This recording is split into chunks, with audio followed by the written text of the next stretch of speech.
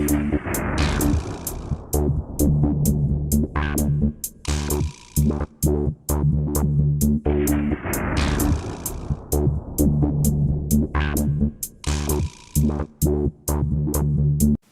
system review time, and today we're looking at the Feng GB Boy Color. Hey, that's interesting. They spell colour with a U. Yeah, the original Game Boy doesn't have the U. Yay, they can spell in China. Well done. You can see what it is. It is a Game Boy Color clone. And quite a good one. Let's just have a look, because we've got to read what it says on the back because I said so. Obviously I can't read that bit because it's in I'm going to assume it's Chinese, though it's a obviously the Game Boy was a Japanese system originally. I'm still going to assume that's Chinese. 56 colours is mixed to 32,000 colours. The new style construction and economy power technology. Support multi-person games. More colours for choice. New front light screen much more better. There you are. It has a much more better front light screen. And it does. Let's have a look at it. By the power of editing, here it is. As you can see, it looks a lot like a Game Boy Color. It's not exactly the same. And I'm gonna, by the power of editing, take two. Yes, that's the Feng thing, and that's the Nintendo thing. And you can see that there are some differences. Firstly, the GB Boy Color is slightly bigger. It's a little bit wider and a little bit taller. And it's not exactly the same in terms of the mouldings. The Nintendo has these ridges here where the GB Boy doesn't, and then on the front we have ridges here where there are none on the original. They both kind of look similar from the top, except that is an infrared transmitter light thingamajig and that isn't. That doesn't do anything at all. Looking at the front, the D-pad is entirely different, and I'm going to talk about that in a little bit. It's yeah, different. These buttons, they're slightly larger on here, and they don't have the letters written on the buttons. They're printed on the casing underneath. And the start and select buttons here are also quite different. It's just one button that I guess it rocks in the middle, where there you've got two separate and very small buttons. And of course the speaker grill is somewhat different. Yeah, on the side there's really not much in it. In terms of the quality of plastic, it's similar. The mouldings are a little bit rougher and slightly less well fitting on the Feng thing, but it's good enough. The major difference, I think, is the aspect ratio of the screen. They're both the same resolution as far as I can tell, but on the Feng it's a little bit wider, or maybe not as tall. Can we see? Yeah, it's slightly wrong, which I imagine if you were going from using a Game Boy Color to a GB Boy Color, you would notice. But I've been using this quite a lot. I was using this a lot yesterday, and I really didn't notice. I hadn't been using the Game Boy Color. I just played this and thought, yay. So, what was I going to tell you about the D-pad? This D-pad is the only thing that I dislike about this system. We'll look at more of what's on it in a minute, but I want to show you this. First I'll show you how this D-pad works. If you push down on it, the whole thing goes down, but you can still rock it. So you can do diagonals, you can do rapid circular motions, and sometimes you need that. If you're playing a game where you've got to change direction rapidly and go in multiple directions, you need that. Here push the whole thing down, you can't rock. You can't change direction, and sometimes you find yourself pushing the whole thing down by accident. You push there, but whoops, you push the whole thing down and you just can't change direction anymore. And that, I have found on some games, is a problem. Everything else, fine. These buttons, I like them. They're possibly better than the ones on the original. These, fine. But that's a problem. Not a major one, but this, on the other hand, it's backlit, where on the original Game Boy Color it was just reflective, and if you didn't have bright sunlight you could kind of forget about it. And I mean, you needed really bright sunlight. The original Game Boy was murky, but you could play it, and the Game Boy Pocket was an improvement. It was very pleasingly reflective, so you didn't need like blazing sunlight. But the Game Boy Color, I suppose it wasn't as bad as the original Game Boy Advance before they front lit that. But this, having a backlit screen, is great. So the other thing that separates this from an original Game Boy Color is you got a ton of games built in. It says 188 in one. That's a lie. You've got 66 twice over.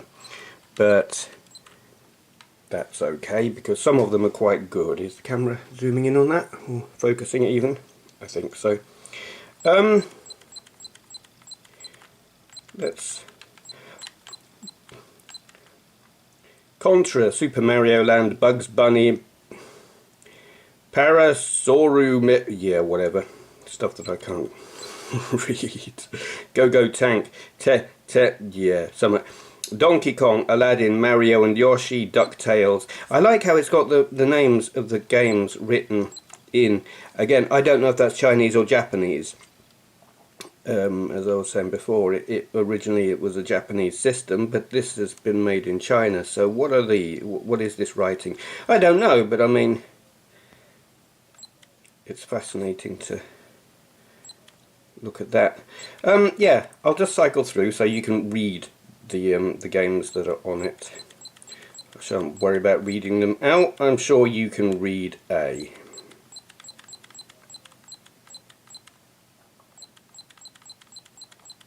I've had a play of a lot of these, and they're well, some of them are good and some of them aren't. There's a lot of, well, there are a few like Mahjong type tile swapping games that aren't my cup of tea at all, but then you've got stuff like, yay, like this.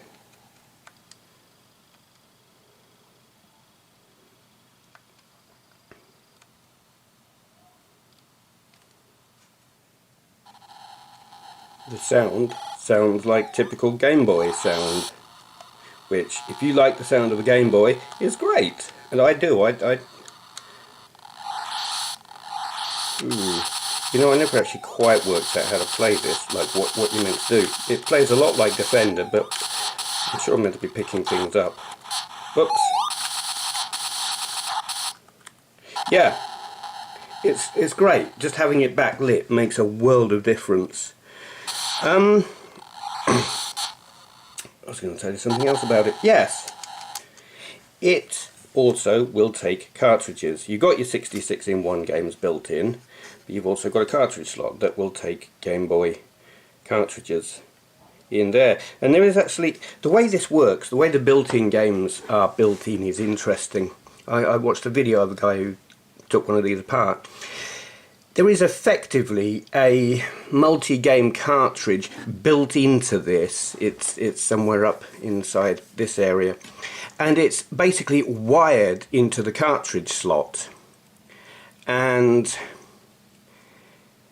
so this thing thinks it's got a cartridge in it, but if you put an actual cartridge in it, there's a switch down the side there that it pushes, and when that's pushed, it then takes the feed from the cartridge slot rather than the built-in cartridge, which is kind of cheeky and clever, I guess, because the hardware in this, it's not ARM-based emulation. This is a hardware clone of a Game Boy Color. I don't know if they like reverse engineered it or just, I don't know what, but it's hardware, it's not software emulation. Though curiously, while it's a Game Boy Color, probably all or almost all of the games on here are original Game Boy games, like the black and white ones, but they've done what a Game Boy Color does and assigned colour to the 4 grayscales. I've come across one game on here that I think might be a Game Boy Color game, and that's Yars Revenge. There seem to be quite a few colours on that. Let's see if I can find it. There we go. I'm not actually fond. I like Yars Revenge on the Atari 2600. How many colours have we got there? We've got 4 colours there. I don't know.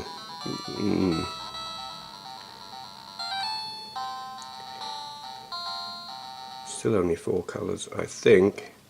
Not sure. Oops, oh balls. Excuse me. Language, Timothy.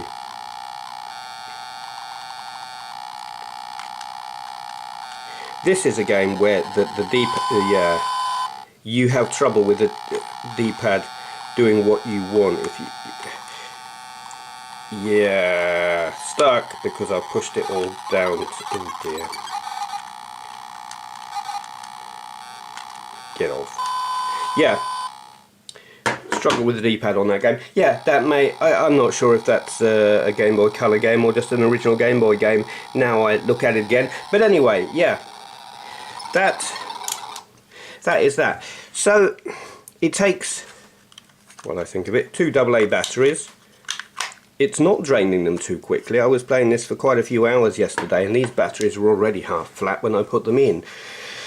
So yeah, it seems pretty power efficient. Basically,